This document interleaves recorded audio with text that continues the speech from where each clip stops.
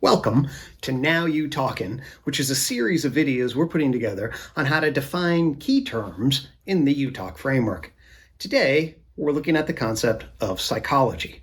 Now, psychology is one of the most important concepts in UTOK. UTOK identifies as being organized around solving the problem of psychology and developing a framework that transcends the difficulty that psychology has had. But what do we mean by this? Well, to start defining psychology, we have to differentiate it from an everyday use of the term to a more technical use. So what is an everyday use? Well, when people use the term psychology, they're often referring to things like mind and consciousness, as well as sort of like how to live and how to develop the right mindset. Indeed, concerns about things like mind and consciousness and how to live date as far back as humans have been asking questions about how to be in the world. So in one sense, questions pertaining to psychology are, well, almost as old as questions themselves. However, that's not exactly how I'm using the term. Indeed, I want to emphasize that by psychology, what I mean is an institution and an enterprise that develops in the wake of the modern empirical natural science enterprise. So science, the way we think about it today in relationship to physics and biology, has a specific lineage from Kepler to Galileo into Newton and Darwin and others. And it's got that lineage because it develops a particular kind of epistemology and a particular a set of assumptions about the natural world. It's this institution, ultimately, that gets established and then gives rise to modern academic psychology. So really, psychology in the 19th century is trying to be placed within the context of a natural science enterprise. And that's why we see the various schools of thought, such as Wilhelm Wundt, William James, John Watson, Sigmund Freud, all working to develop a scientific psychology, although the way in which they worked to develop that was very different. This gives rise to the school of thought issue, whereby you see different paradigms emerge as they try to grasp different aspects of the mental and say, hey, this is the proper pathway to delineate what a science of the mental would be. So on one hand, you get John Watson who's trying to eliminate the mental completely and translate it over into behavior. With Sigmund Freud, who starts studying the nervous systems of crabs and then develops into sort of an activation inhibition and then realizes that you have a layer of consciousness or subconscious or unconscious underneath consciousness and says, hey, that's the key to understanding human functioning. Earlier before that, you had Wilhelm Wundt looking at consciousness itself and trying to introspect, and William James trying to develop a functional understanding of mental life. However, as we know from the history of the field, each one of these provides interesting aspects to study the mental, but none of them include the others in an effective way, so that what you get is a multiplicity of different schools of thought. This gives rise to the crisis. The crisis in psychology is the inability of the field to specify with consensus what it is about. This was identified by Lev Vygotsky in 1927 and a number of scholars even before that. So what happens with psychology is as you get a multiplicity of different fields and as it struggles to become a science, what evolves in the 20th century is a shift. Rather than trying to say this is what psychology fundamentally is about in the world, psychology shifted subtly.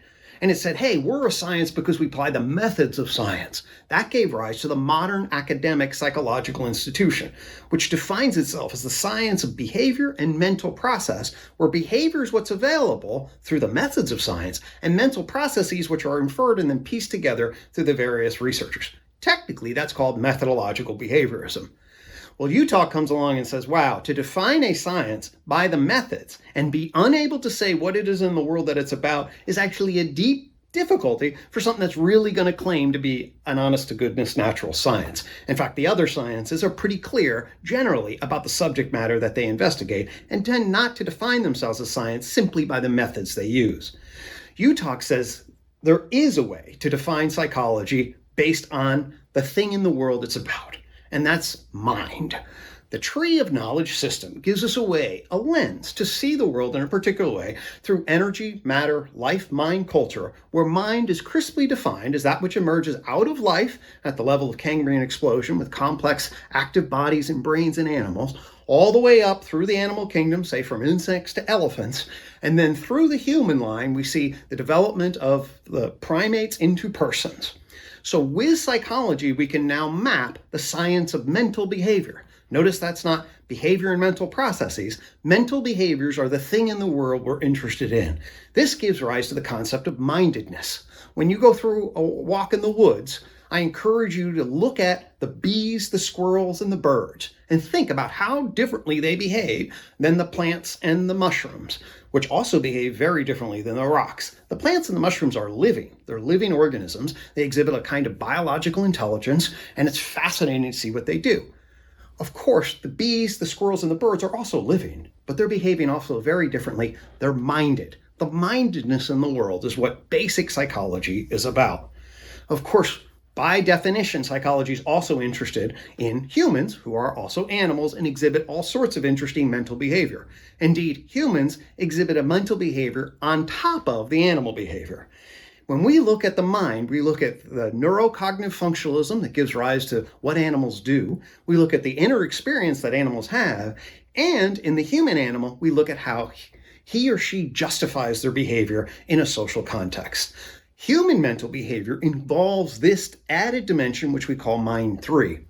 It's precisely because that mental behaviors cut across these big different domains, and different people mean primarily different domains as a function of them, that psychology's had so much difficulty. Well, with UTOK, we can finally sort that out. We can say basic psychology is about the science of mental behaviors across the animal kingdom.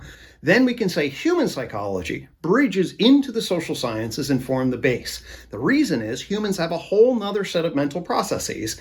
Hey, the culture person plane, which in our previous video we just delineated as a set of justifications that evolve and socialize individuals through language.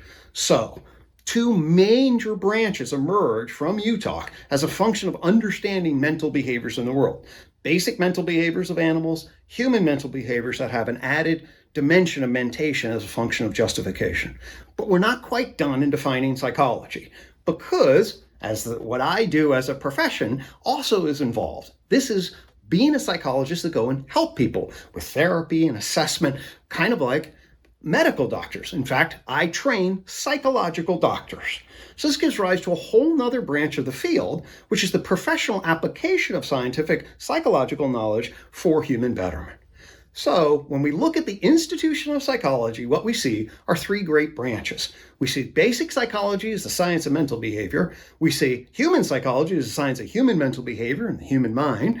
And we see the profession, which is the professional application of such knowledge toward the greater good. With this frame, we can define both what it is in the world that psychology is about, grounded in science, and define what the three great branches are: the science of mental behavior, the human mind, and the betterment of human functioning.